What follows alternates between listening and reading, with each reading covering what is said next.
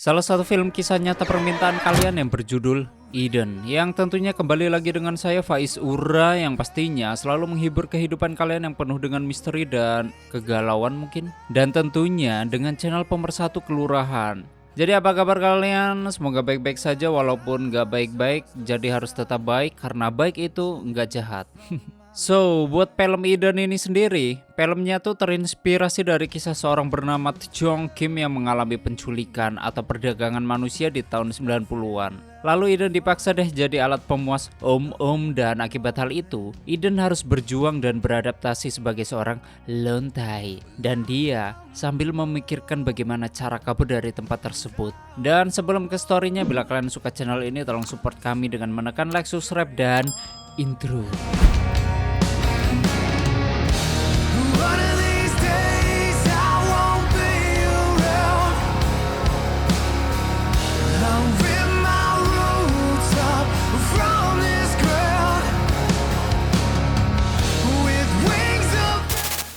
Selamat datang di channel Zura14 dan selamat menonton.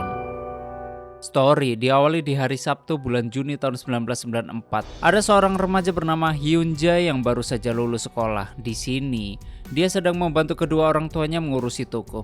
Sungguh anak yang baik. Dan sama seperti remaja sesat pada umumnya, Jen terkadang melakukan hal-hal nakal. Ya, seperti merokok secara sembunyi-sembunyi atau bahkan pergi ke klub bersama temannya yang bernama Abby. Sedangkan ayahnya Jen ternyata mengetahui kalau anaknya agak lumayan sesat karena suka merokok di belakang toko. Namun ayahnya yang sangat menyayangi Jen, dia masih memberi kelonggaran dan hanya menyarankan Jen segera berhenti merokok. Selain itu, ayah Jen juga memberikan sebuah cincin sebagai hadiah atas kelulusan Jen.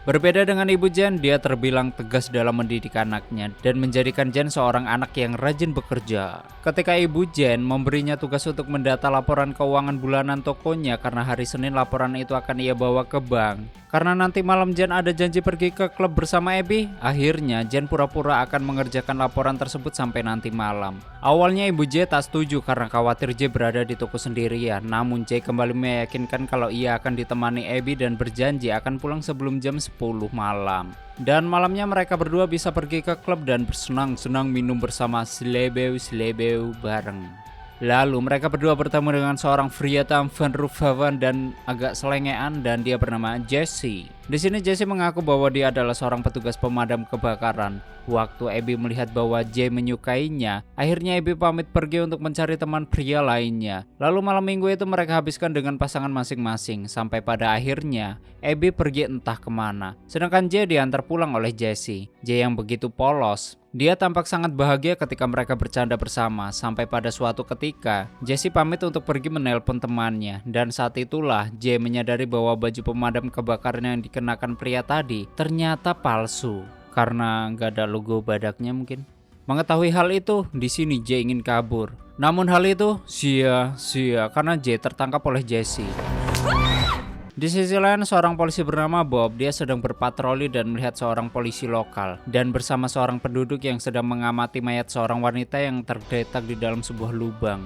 Polisi tersebut menyimpulkan kalau wanita itu adalah tahanan luar karena memakai gelang pelacak di kakinya. Namun tak lama kemudian, hal aneh terjadi karena tiba-tiba Bob langsung menembak kedua orang yang baru saja ia temui. Di sisi lain, Jay tersadar dan mendapati dirinya berada di sebuah ruangan dengan tangan terbogol. Di dalam ruangan tersebut, ada seorang penjaga yang kemudian datang seorang wanita yang sepertinya adalah seorang dokter. Dan dokter tersebut bernama Dr. Carnell. Lalu Carnell menyuntik Jay dengan obat bius karena Jay terus-terusan memberontak. Setelah tak sadarkan diri, kemudian Carnell membuka paksa kawat gigi yang digunakan Jay dan juga memandikannya dengan bantuan si penjaga tadi. Setelah beres dibersihkan, Jay ditempatkan di sebuah ruangan di asrama yang berisi wanita-wanita sesat yang tentunya bernasib sama dengannya. Bahkan kaki Jay dipasangkan alat pelacak seperti yang digunakan mayat wanita yang ditemukan di ladang tadi. Yang ternyata semua itu berkaitan dengan Bob karena dia adalah oknum polisi yang punya peran penting dalam bisnis jual beli wanita tersebut. Bob bersama kaki tangannya yang bernama Vol datang. Di sini mereka memberikan anak kucing pada setiap wanita di tempat tersebut sebagai teman bermain.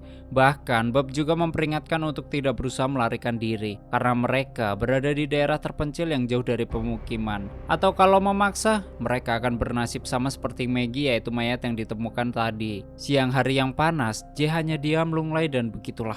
Kemudian dia didatangi oleh Bob yang menjelaskan setiap peraturan yang ada di sana, bahwa semua gadis diwajibkan untuk mandi dan membersihkan diri, dan jika macam-macam, maka Bob mengancam akan melukai keluarganya. Bob juga menjelaskan bahwa dia sudah tahu alamat keluarganya, bahkan mengetahui kalau ayah J telah melaporkan kehilangan anak. Di sini Bob memberikan waktu 2 hari agar J bisa menyesuaikan diri, dan sebelum pergi, Bob memberikan nama baru yaitu Eden.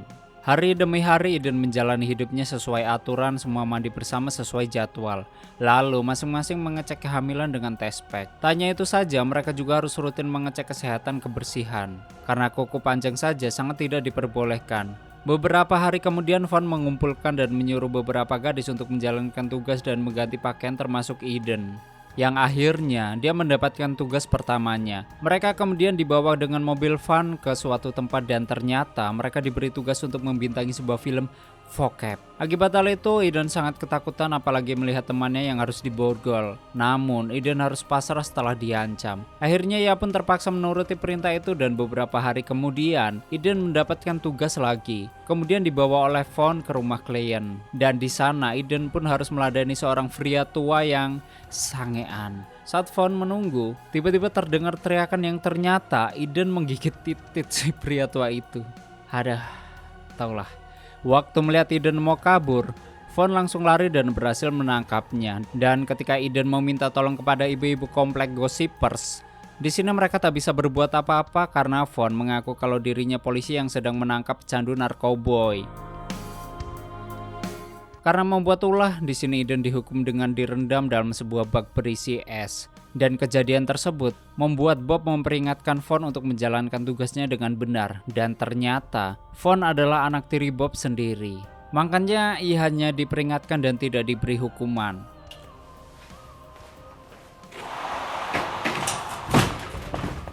Selama 1 tahun, Eden berada di sana dan terbiasa dengan rutinitasnya. Dalam suatu kesempatan, Eden pun berbicara dengan Priscilla, yaitu teman sekamarnya. Di sana Eden mengetahui kalau seorang wanita yang selalu memberikan tes pack kepada para gadis, dia bernama Spetiana, yaitu wanita kesayangan Vaughn ataupun Bob. Di sini Priscilla menjelaskan Spetiana bisa memilih pekerjaan yang ia sukai dan bebas meminta apapun dari Bob. Dan karena itulah Spetiana memakai cincin milik Eden yang dulu diberikan ayahnya. Namun, gibah mereka berhenti karena tiba-tiba ada seorang penjaga yang memaksa Priscilla untuk ikut bersamanya. Malamnya seperti biasa, perlontean duniawi, Eden dan beberapa gadis lainnya dibawa ke sebuah pesta privat para pria sangean. Di sana Eden dipilih oleh seorang pria tua kaya bergelimang tahta, namun kali ini Eden yang sudah terbiasa menghadapi keadaan tersebut. Dia tampak tenang melayani pria tersebut, bahkan puas dengan pelayanannya. Si bro perlontaian dapat bintang 5 gak tuh? Waktu ingin pulang, Eden menyembunyikan hak sepatunya sebagai jaga-jaga jika Spetiana melawan ketika dimintai cincin.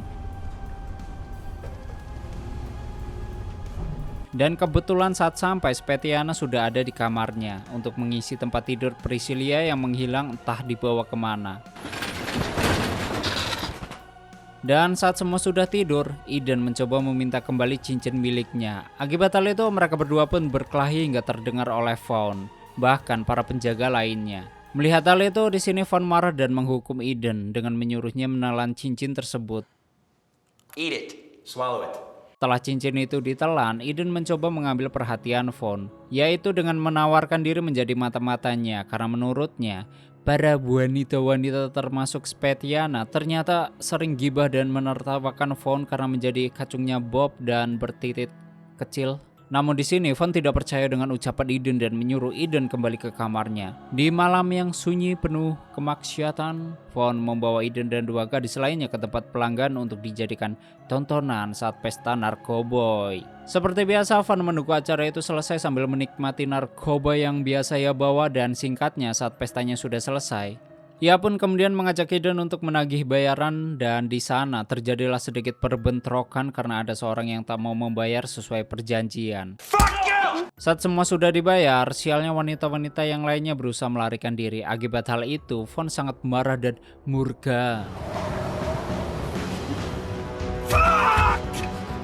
Von pun terus menelusuri jalan mengikuti sinyal dari alat pelacak. Saat di lampu merah, sebenarnya Von tak menyadari kalau kedua wanita itu sedang meminta tolong di sebuah minimarket. Sedangkan Eden, dia sempat bingung lantaran membiarkan dua gadis itu lolos atau sebaliknya. Namun pada akhirnya Eden memberitahukannya demi bisa mendapatkan kepercayaan dari Von. Malam harinya Eden ke kamar mandi untuk boker, yang pada akhirnya dia bisa mendapatkan cincin yang sebelumnya sudah ia telan. Hari-hari selanjutnya berjalan normal seperti biasa, hingga suatu ketika Eden mulai diberi kepercayaan oleh Von untuk menjadi tukang bersih-bersih di ruangan pribadi Von.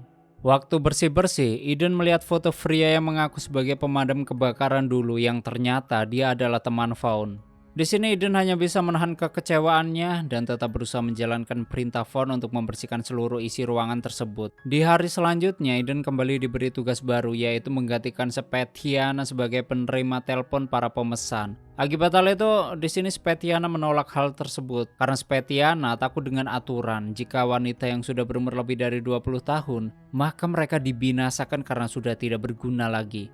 Soalnya udah jadi tante-tante mungkin. Namun di sini Von lebih mempercayai Eden, lalu Eden diberi penjelasan untuk mencatat semua pesanan para klien dan menegaskan agar segera menutup telepon jika ada seorang yang menanyakan harga. Menurut Von, telepon yang menanyakan harga kemungkinan adalah FBI yang sedang menyamar, karena jika langganan, mereka sudah tahu sendiri berapa harga yang harus dibayar.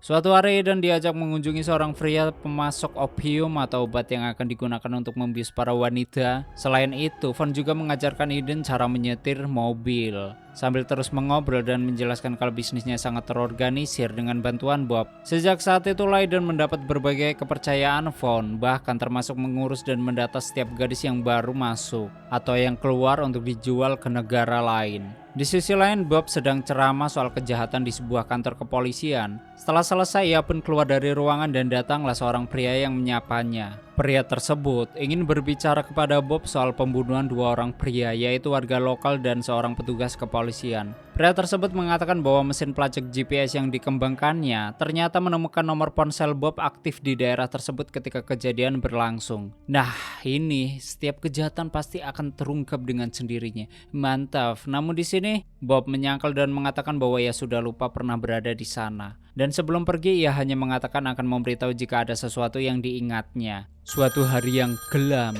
Eden mendapatkan telepon pesanan dan menjawabnya seperti biasa. Lalu dia mencatat alamat serta waktu yang diinginkan.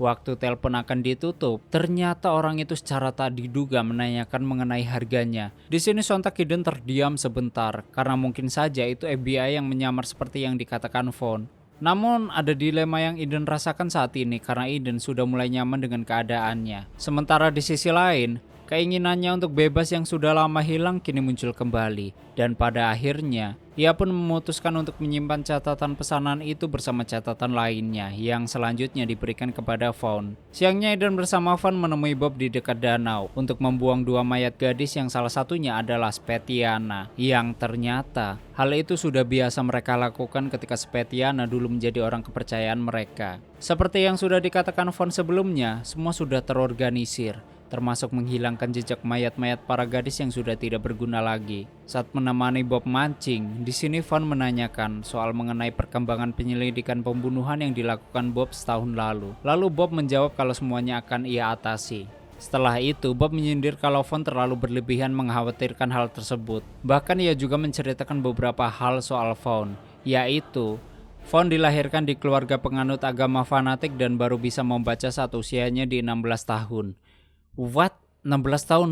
Begonya ngelampain batas anjir. Pantas gedenya jahat dan brutal. Yang ternyata Vaughn sendiri adalah anak angkat dari Bob yang sepertinya sudah tak diperdulikan lagi. Tidak terima diolok-olok, akhirnya Vaughn menyerang Bob dan memukulinya hingga meninggoy. Akibat hal itu, di sini Eden sangat panik ketika melihatnya.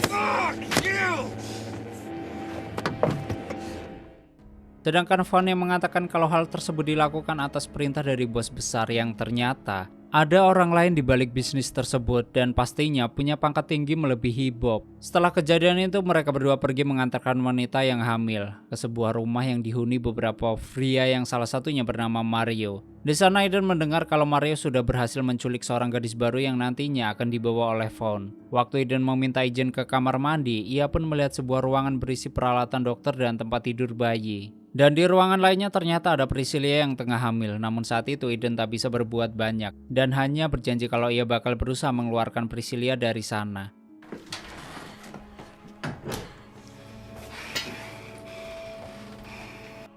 Dalam perjalanan pulang, Eden hanya termenung karena menyadari bahwa dia sudah masuk terlalu dalam di dunia bisnis sesat tersebut. Dan akibat hal itu membuat Vaughn curiga dengan gerak-geriknya Eden. Vaughn langsung menanyakan apa yang terjadi dengan Eden. Namun Eden hanya menjawab kalau dia tak habis pikir mengenai bisnis penjualan bayi. Lalu Vaughn menjadi curiga karena takutnya Eden berkhianat. Dan untuk bukti loyalitasnya, ia meminta agar Eden membunuh seorang gadis yang baru saja mereka bawa dari Mario.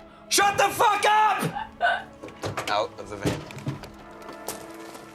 Waktu wanita itu ingin ditembak Eden, beruntungnya Vaughn segera menghentikannya dan percaya kalau Eden benar-benar berada di pihaknya.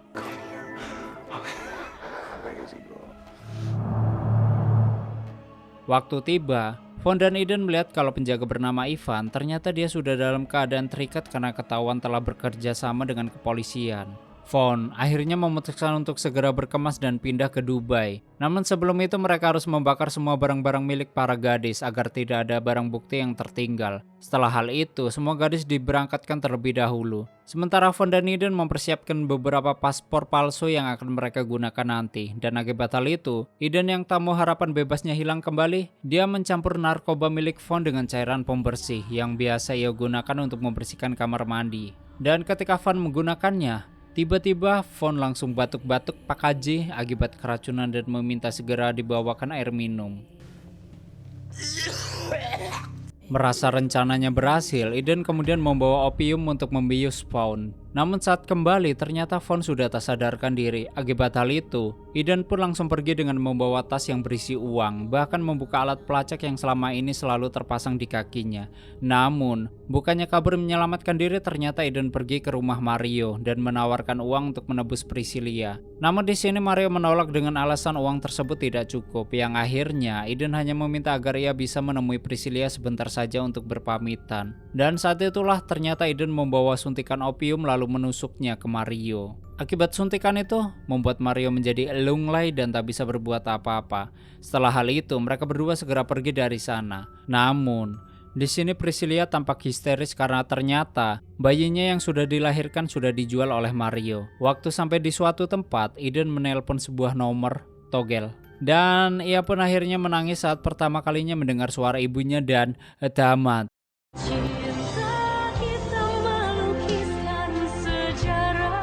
Oke, seperti itulah story film Eden. Dan bagaimanakah menurut kalian dengan perjuangan Eden yang ingin keluar dari tempat prostitusi?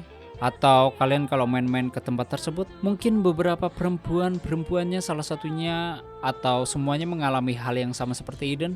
Entahlah, silahkan debat di komentar. Dan yang ingin filmnya di storyin tulis juga di komentar. Terima kasih udah nyimak video ini sampai habis. Terus support channel ini dengan menekan like, subscribe, dan share ke alam semesta. Aneh pamit dan stay on my channel. Jangan kemana-mana, sampai ketemu lagi di video selanjutnya. Bye-bye.